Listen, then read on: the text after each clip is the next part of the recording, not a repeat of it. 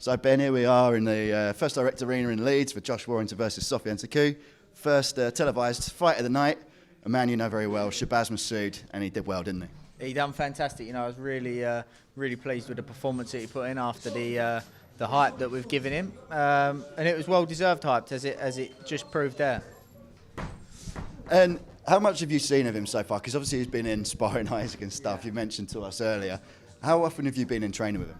Yeah, I've seen him a lot. You know, every time we're in Hatton's gym, Asgi brings him over, as Asgi's his head coach, and he's done a fantastic job with him. So I've seen enough of him. Put it this way, I've seen enough to be able to put my name to say, I believe he'll do something. And I wouldn't do that for many.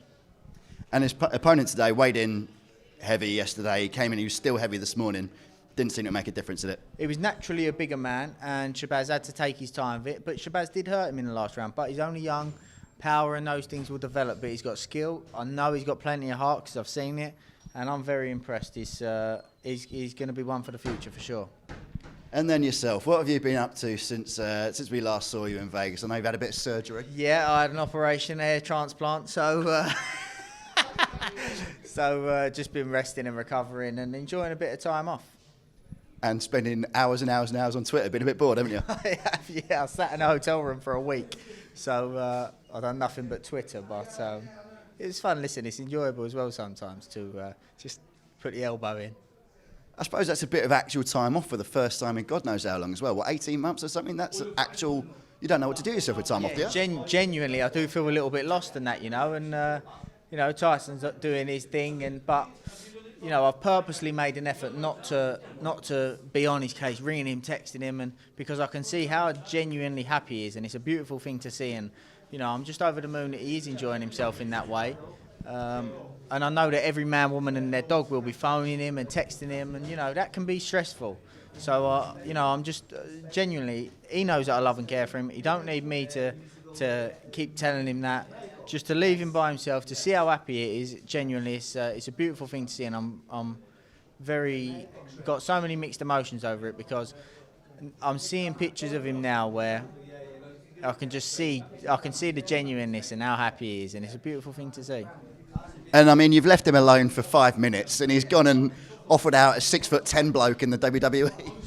I know, but that's Tyson. That is Tyson. If you didn't know, get to know. So, you know, I've kept in touch with, you know, I spoke to him here and there, and I've been keeping in touch with Brendan, his security that's with him, and they're loving him, you know.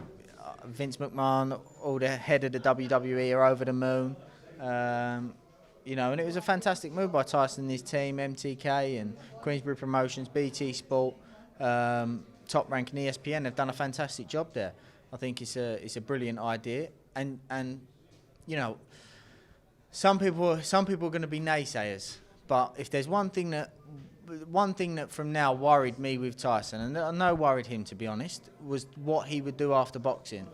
Okay, now obviously he's still pursuing his boxing career. This is just something to do in his rest period where he can make his son's dream come true. But seeing how well he's being at it, how well he's being recepted, how popular it is, and how happy the WWE with him, this potentially could be something for him to do after boxing. And, you know, for him to go and win 1,000 fights and win 1 million world titles, brilliant. But if it all come crashing down after, it would mean nothing. Genuinely, it would mean nothing. But for him to maybe have found something that he may be able to keep doing, and it just suits him to the ground. I'm so happy, really, really, really happy. It is one of those things, isn't it? People have kind of said that he's destined for WWE for years. The geezer puts on a show, doesn't he? He puts on a hell of a show. And like I say, if the head of the WWE are over the moon with you, you're doing a good job. So, you know, I'm just, like I say, more than anything, even if he was doing a bad job, to see him that happy, I'm happy. And so obviously he's got Braun Strowman. You get compared to Chris Jericho quite a lot recently. Thinking of a hair versus hair match or something, right? Potentially, but he looks a bit of a big old fella, so I might leave him at it. But no, listen, you know, people keep saying to me about, of course I'm going to go to support, but this is Tyson's thing. Tyson's the star, not, do you know what I mean? It's not a big team thing. Tyson's the star, and it's about Tyson. I'm going to go and support, I'm going to enjoy it, and I can't wait for it, you know. But if it does get a little bit out of hand, I might get a couple of tools out, or I might send Big John in there. Go on, John! Oh yeah, well, Big John, I'll take it you two have patched things up now then.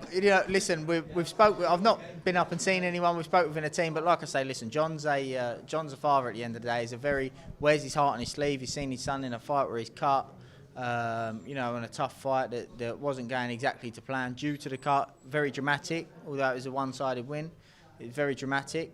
But it was a clear win. Like I say, John's an emotional man and wears his heart on his sleeve, and you've got to respect that, and that's why people love him. So people are making a bigger meal out of it than it needs to be. I think it was one of those things as well, because when I first read the quotes, it's when we were still in the arena, and you read them down, and it looks quite bad. But then when you watched it, and I watched it back, I thought, oh, actually, that is kind of more just a sort of passionate. Of course, listen, everybody knows what John's like, and that's why John's loved by so many, because he's an emotional character, wears his heart on his sleeve and speaks in the moment. But that's him, everybody knows that's him, and that's why people tune in to watch him, to be honest. And you wouldn't back him. You wouldn't back against him in a tag team, would you? In WWE? No, definitely not. Definitely not. That's why I've been on a hideout. I flew out of the country when I heard Big John was upset with me. So you're going out there, are you? Saudi Arabia. You're heading over there. I'm going to head over there. Yeah, I've got a good friend of mine's prospect, Mohammed Rabi, boxing in Germany. So I'm going to go over to Marbella to help him prepare for that. But in between that preparation, I'll be going over to Saudi to obviously watch Tyson. And a lot of the sort of criticism of Tyson has been, oh yeah, he should be preparing for Deontay Wilder. But the fight is actually happening before Wilder even has his fight with Ortiz. The time is not an issue, is it, in terms of the training and the damage that might happen to him or anything like that? People are always over the top. Just talking about, just speaking on actual Tyson's fight, you got like Muhammad Ali, he didn't look $1 million against Carl Mildenberg. Vitaly Klitschko, his first loss was against the Southpaw. Vladimir Klitschko, first World Championship loss was against the Southpaw. Tyson had a cut and won it 10 rounds to 2, something like that. It looked dramatic because of a cut, but it was a clear and obvious win at the end of the day. But with the power of social media, people can sort of make something out of something that's not actually there. And for them going on about the cut, Tyson's not an idiot. Wilder's in the middle of a preparation. What do you want him to do? For him to have an opportunity, to go and... Because at the end of the day, whether you're a fan of Tyson or not, he's achieved greatness in boxing. He's unified the heavyweight division, yeah? That is achieving greatness. He then done the comeback and put in the performance against Wilder, effectively beat Wilder. That's achieving greatness. He's also, whether you like him or not and a fan of him or not, is a hero. Because to be able to save and inspire thousands and millions of people around the world, that's a real-life hero. But when you've got kids that, you want them to remain kids. You don't want them to go to boxing events and fully understand what you have to put yourself through to achieve what is achieved. And the same, you don't want kids to fully understand mental health. But when you have an opportunity for them to be a hero in their eyes and have them be a part of it and be there and watch it and enjoy it and something that they love, what more can you ask for? That is a dream of any good parent, is it not? And at the same time, he's promoting the fight. Genius. Is that not a genius? Well, if people can complain at that, then drop me out. And then some other heavyweight news. I think Dave Allen sat somewhere ringside tonight, offering out Daniel Dubois. What do you reckon for that for a future fight for Dubois? I think it's a brilliant fight. I think it's a good domestic fight. I think Dave Allen's a very, very good fighter. Pricey beat him, and he's got a good fight with Chisora, which, if Pricey did come through that, he's then on the verge of bigger things again. So, it's potentially a good fight for Daniel. And for Dave Allen to say that that's what he wants, he's clearly up for it and fancies and feels like he's seen something. So I think it's a brilliant fight. I think it's a fight that should be made. And I'll definitely come to watch it. And a quick word on Josh as well, obviously defending his title tonight, or aiming to defend his title tonight. Where do you see his future going? Because obviously a lot of those featherweight world champions have moved up in divisions, things like that. Do you think he should move up, or do you think he should unify at feather? Or obviously he's got to get through tonight first, which is the main thing. You can never talk ahead of the next fight.